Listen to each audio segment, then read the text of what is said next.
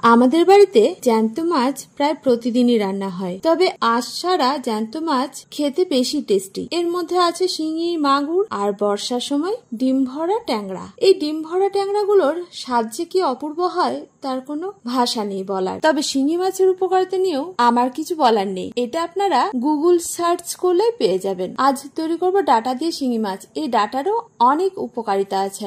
আজ আমি সমাজশ্রী চলে এসেছি রোজগার রান্নাঘরের মতো আমার রান্নাঘরে একটা নতুন রেসিপি নিয়ে। আজ তৈরি করব সজনে ডাটা দিয়ে শিঙি মাছের ঝোল।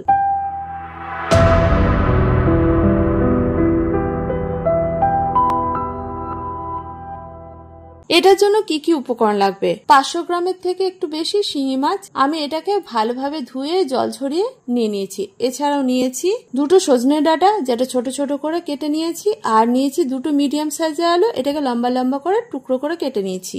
এছাড়াও নিয়েছি 1 ইঞ্চের মতো আদা, 1 টেবিল চামচ গোটা জিরে, আর আছে স্বাদ অনুযায়ী কাঁচা লঙ্কা। প্রথমে মাছগুলোকে সামান্য নুন, হলুদ আর সর্ষের তেল দিয়ে ম্যারিনেট করে রেখে দেবো আমরা 5 থেকে 7 মিনিটের মতো। যতক্ষণ মাছ ম্যারিনেট হচ্ছে ততক্ষণে আমরা মশলার প্রিপারেশনটা সেরে ফেলবো। এর জন্য আমি একটা মিক্সি জার নিয়ে নিয়েছি। এর মধ্যে দিয়ে দিয়েছি আদা, জিরে, কাঁচা লঙ্কা আর পরিমাণ মতো নুন। নুনটা দেওয়ার কারণ হচ্ছে বর্ষার সময় যে কোনো গোটা মশলা একটু নেতিয়ে যায়, এর ফলে ভালোভাবে পেস্ট হতে চায় না। তাই নুন দিয়ে দিলে খুব ভালোভাবে এগুলোকে পেস্ট করা যায়। তবে নুন দেওয়ার পরে সঙ্গে সঙ্গে জল দিয়ে এটাকে পেস্ট করবেন না, এটাকে আগে মিক্সিতে শুকনো ঘুরিয়ে নিতে হবে। এরপর পরিমাণ মতো জল দিয়ে এটাকে পেস্ট করে রেখে দিতে হবে। দেখুন এখন আমার মশলা রেডি। এদিকে মাছটাও বেশ কিছুক্ষণ ম্যারিনেশন হয়ে গেছে, তাই চলে এসেছি মূল রান্নায়। প্রথমে আমি হালকা আছে একটা কড়াই গরম হতে দেব। কড়াইটা খুব ভালোভাবে গরম হয়ে গেলে দিয়ে দিতে হবে পরিমাণ মতো সর্ষের তেল।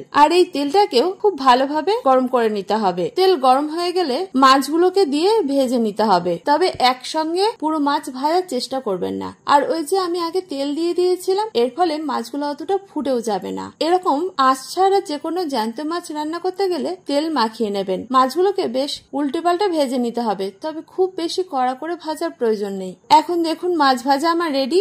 এটাকে তুলে একটা পাত্রে রেখে দিয়েছি। এভাবে সমস্ত মাছ আমি ভেজে নিয়েছি। এবার ওই তেলে আমি হাফ চা চামচ দিয়েছি গোটা জিরে আর একটা শুকনো লঙ্কা। ফোড়নটা আমি 30 সেকেন্ডের মতো ভেজে নিয়েছি। ফোড়ন থেকে যখন সুন্দর গন্ধ বের হয়েছে তখন যোগ করেছি কেটে রাখা আলু। আলুটাকে একটু আগে ভেজে নেব।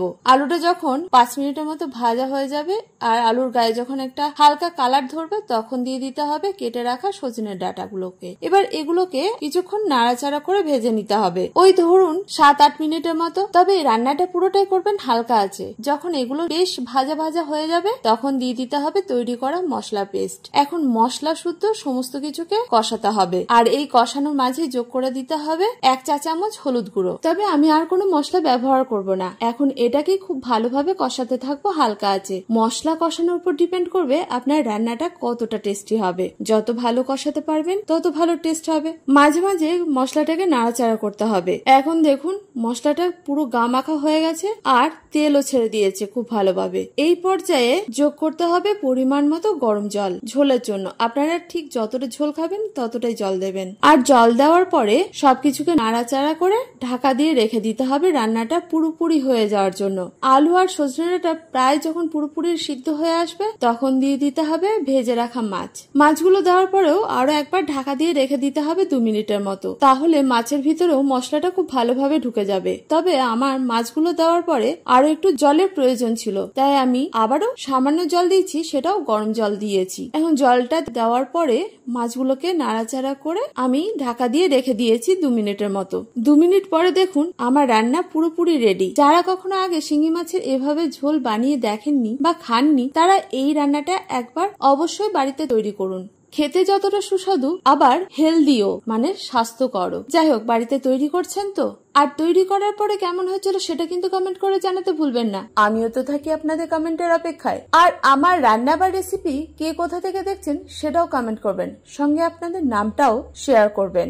আমার রান্না বা রেসিপি ভালো লাগলে লাইক শেয়ার করতে ভুলবেন না। যারা প্রথম আজকেই আমার রান্না দেখছেন, ইউটিউব থেকে দেখে থাকলে চ্যানেলটাকে সাবস্ক্রাইব করবেন। ফেসবুক থেকে দেখে থাকলে পেজটাকে ফলো করতে ভুলবেন না। এটাই আপনাদের কাছে ছোট্ট অনুরোধ। আর যারা প্রথম দিন থেকে আমার সঙ্গে আছেন তাদেরকে অসংখ্য ধন্যবাদ। যাই হোক, আজ এই পর্যন্ত। দেখা হচ্ছে পরবর্তী ভিডিওতে। আপনারা ভালো থাকুন, সুস্থ থাকুন। ধন্যবাদ।